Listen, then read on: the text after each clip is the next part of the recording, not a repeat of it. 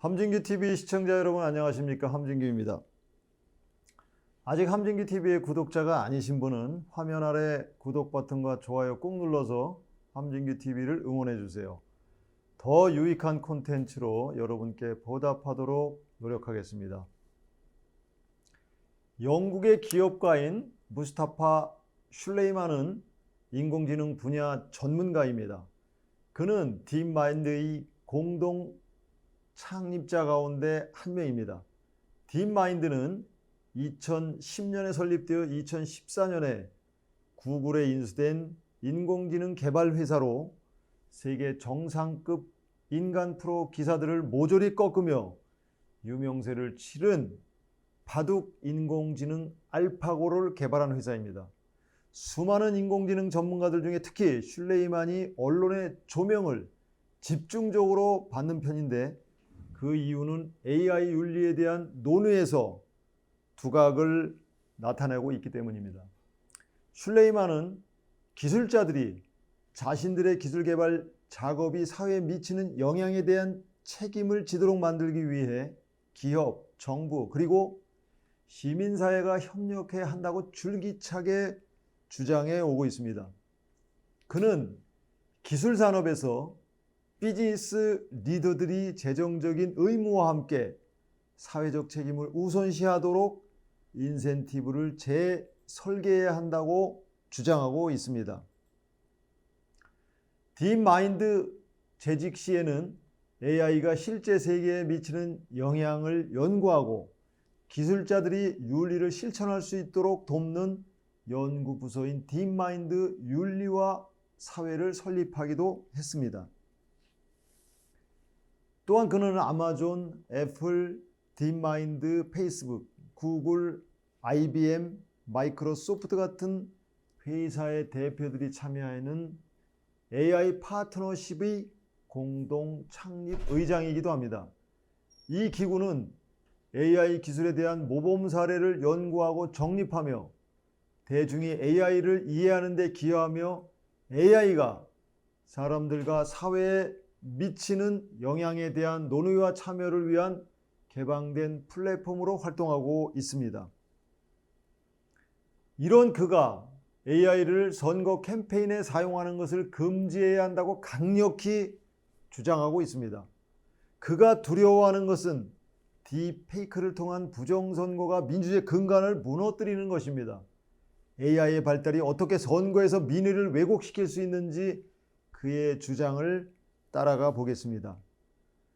그는 자신이 최근에 출간한 저서 밀려오는 물결을 통해서 모든 기술은 정치적이라고 말합니다. 인쇄기부터 현대무기, 위성통신부터 데이터베이스에 이르기까지 국가와 기술은 밀접하게 연결되어 있다는 것입니다. 정치적 목적이 겉으로 드러나진 않지만 기술은 곧 권력입니다. 가장 초기의 도구로부터 현재 소셜 미디어와 생성형 AI에 이르기까지 모든 기술은 사회적으로 그리고 정치적으로 우리 사회에 큰 영향을 미칩니다. 우리는 보통 기술은 가치 중립적이라고 생각합니다. 물론 기술이 새롭게 개발돼 세상에 등장할 때까지는 일반적으로 아무런 편향적 가치를 지니지는 않습니다. 그러나 그런 가치 중립적인 기술이 일단 세상에 등장하면 그 기술은 그것을 소유하고 활용하는 주체에게 권력이 되는 것입니다. 기술을 개발하는 기술자들 가운데 이러한 사실을 진지하게 고려하는 사람들은 거의 없습니다. 그러다가 사회 전체에 의도하지 않은 결과가 발생하면서 연쇄적인 파급 효과를 일으킬 때가 되어서야 뒤늦게 그 사실을 깨닫습니다. 최근에 소셜 미디어가 선거에 미치는 역할 같은 것입니다. 이제 우리는 AI가 주도하는 변혁적 기술이 몰고 오는 거대한 물결을 맞닥뜨리고 있습니다. 이 물결은 국가라는 개념의 미래까지도 근본적인 영향을 미칠 것이며 당장에 내년에 있을 미국 대통령 선거에서 그 위력을 발휘하게 될 것입니다. 우리나라에서도 내년에는 국회의원 총선거가 열릴 예정이며 마찬가지로 AI의 영향을 직접 경험하게 될 것입니다. 우리는 한 발 앞서야 합니다. AI는 너무 빠르게 발전하고 있는 반면 우리가 이 새로운 물결의 파괴적 영향에 대비하기에는 준비가 부족합니다. AI에는 딥페이크와 타깃이 명확한 적응형 거짓 정보를 퍼뜨려 정보 공간을 오염시킬 것이 분명합니다. 딥페이크는 딥러닝과 페이크를 합친 용어로 AI의 일종인 딥러닝 알고리즘을 사용해 비디오, 이미지, 오디오 등을 조작하거나 가상으로 생성하는 기술을 의미합니다. 이 기술을 사용하면 실제로 발생하지 않은 사건이나 대화를 마치 실제로 일어난 것처럼 보이게 할 수 있습니다.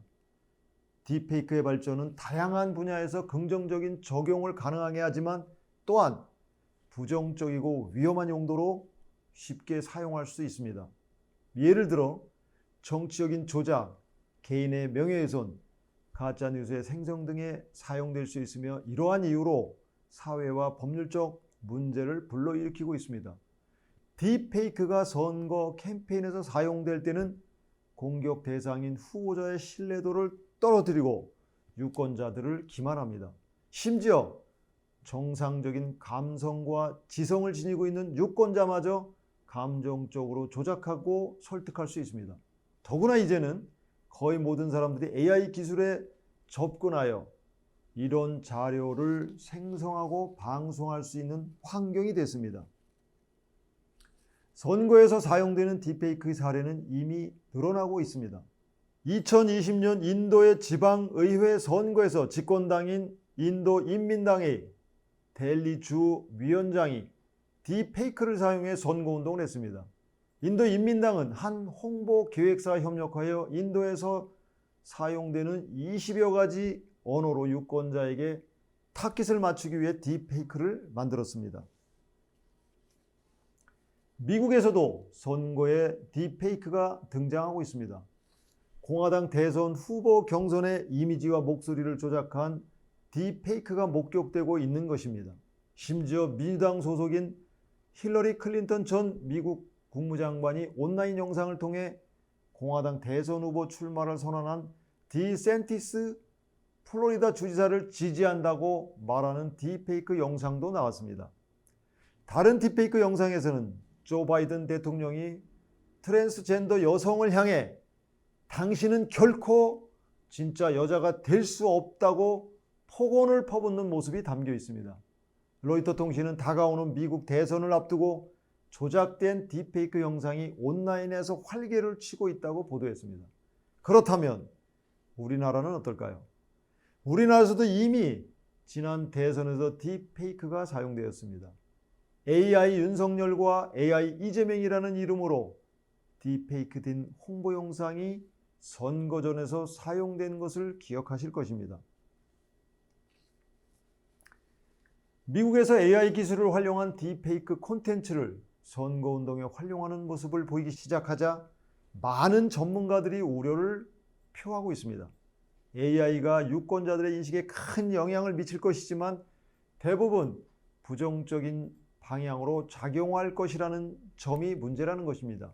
특히 AI로 정교하게 조작하여 상대 후보에 대한 악의적인 왜곡 정보나 조롱 등이 담긴 영상, 음성 등 일명 마타도어 콘텐츠를 SNS를 통해 순식간에 유권자들에게 퍼뜨릴 수 있다는 점이 가장 큰 문제로 지적되고 있습니다.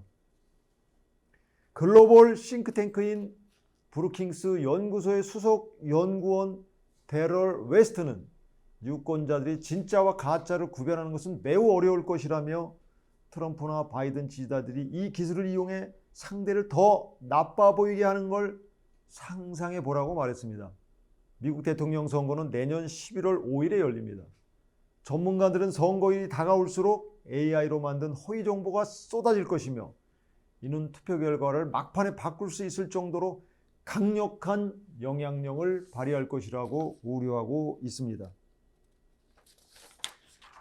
딥페이크와 같은 AI 기술이 1년여 앞으로 다가온 대통령 선거에 부정적인 영향을 미치게 될 것이 뻔하지만 미국 정부는 아직도 이렇다 할 규제나 대책을 내놓지 못하고 있습니다.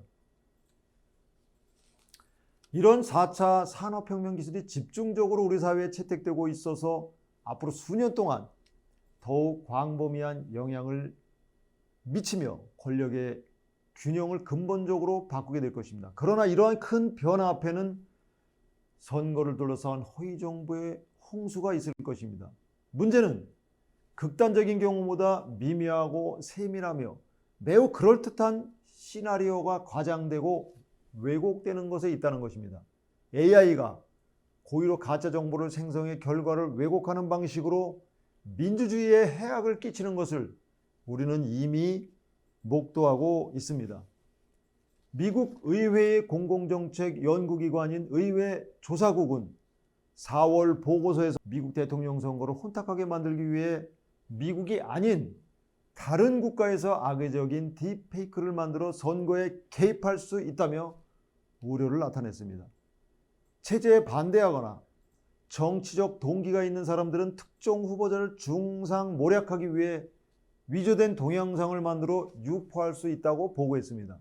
그러면서 그런 행위로 인해 유권자의 신뢰를 무너뜨리고 여론에 부정적인 영향을 미쳐 종국에는 선거에서 악영향을 미칠 수 있다고 지적했습니다. 이 보고서는 또 거짓말쟁이의 배당금이라는 개념에 주목했습니다. 거짓말쟁이 배당금은 딥페이크와 같은 가짜 미디어가 판을 쳐 진실과 거짓의 구별이 어려운 상황인 인포칼립스 시대가 되면 거짓말쟁이가 자신에게 불리한 정보에 대해서는 무조건 진실이 아니라고 우기는 것을 말합니다. 인포칼립스는 인포메이션과 어파클립스의 합성어로 허위 정보가 넘쳐나 무엇이 진실이고 무엇이 거짓인지 판별하기 어려운 상황이 될 때를 의미합니다. 어떤 후보가 이런 배당금을 두둑이 챙겨서 당선된다면 그것이야말로 민의가 왜곡된 최악의 선거라고 할 수 있습니다. 전통적으로 선거에서 근거 없는 사실을 조작해 상대편을 중상모략하거나 그 내부를 교란시키기 위해 흑색 선전하는 마타도어는 중요한 선거 전략 가운데 하나입니다. 지금까지 마타도어는 통신과 미디어가 발달하지 않아 개인들이 진짜 정보에 대한 접근이 어려워 정확한 사실을 판별하기 어려운 점을 노렸습니다. 그러나 이제는 정보가 넘쳐나고 누구든 쉽게 각양의 정보에 접근할 수 있는 시대가 됐습니다. 딥페이크는 이러한 시기에 사람들이 정보에 접근하더라도 그 진위를 판별하기 어려울 만큼 정교하게 조작할 수 있게 해줍니다. 시적절한 딥페이크는 소셜미디어를 통해 급속히 확산되면서 선거에 큰 피해를 입히게 될 것입니다. AI 위협에 대해 개발 전문가로서 국제사회에서 경각심을 불러일으키기 위해 쓰고 있는 슐레이만은 이 부분에 대해서 이러한 AI의 위협으로부터 국가 사회를 보호하기 위해 가장 먼저 선거 과정에서 AI가 선거 판도를 바꾸는 일이 없도록 행동에 나서야 한다고 역설하고 있습니다. 특히 내년에 있을 미국 대통령 선거를 앞두고 선거에서 AI 활용을 전면적으로 금지시킬 것을 촉구하고 나섰습니다. 미국에서 내년 대선은 생성형 AI가 활용되는 첫 번째 선거 무대가 될 것입니다. 자유롭고 공정한 선거가 민주국가, 민주사회의 기초인데 그 기초가 AI로 인해 붕괴될 수 있습니다. 민주주의의 핵심 과정인 선거는 AI와 같이 새롭고 강력한 기술에 너무나도 취약합니다. 선거 시스템은 무결성이 유지되어야 합니다. 그러자면 선거운동에서 AI와 생성형 AI 사용을 철저하게 금지시켜야 한다는 것이 슐레이만의 주장입니다. 지난해 말 생성형 AI인 챗봇이 등장하면서 우리 사회를 뜨겁게 달구는 동안 AI의 무서운 잠재력을 확인한 여러 분야의 많은 사람들이 규제를 요구하는 목소리를 점점 키우고 있습니다. 대부분의 사람들은 AI를 반드시 규제해야 한다고 생각합니다. 그러나 지금까지 어디서 어떻게 시작해야 하는지에 대한 충분한 논의나 합의가 이루어지지 않았습니다. AI에 대한 규제는 다양한 아이디어와 복잡한 이해관계들이 얽혀 있어서 하루아침에 이루어질 수 있는 것이 아닙니다. 그렇지만 선거에서 AI를 사용하는 것은 국가와 사회의 기초를 무너뜨릴 위험이 매우 높기 때문에 이런저런 사유로 시간을 끌어서는 안 됩니다. 득에 비해 실이 너무도 많은데 충분한 논의를 통해 결론을 도출하기에는 시간이 너무 촉박합니다.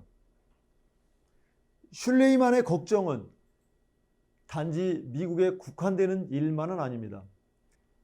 2024년에 54개 국가에서 65번의 선거가 예정되어 있습니다. 우리도 당장 내년 4월에 국회의원 총선거가 있습니다. 지난 대선에서는 딥페이크가 사람들의 호기심과 이목을 끄는 정도의 수준에 그쳐 별다른 문제는 일어나지 않았습니다. 그러나 그 사이 짧은 기간이긴 해도 생성형 인공지능 모델의 보급 등 AI 기술은 비약적으로 발전했습니다. 이제는 전문가, 비전문가 구분 없이 누구라도 딥페이크가 가능한 AI 툴에 접근할 수 있는 환경이 되었습니다.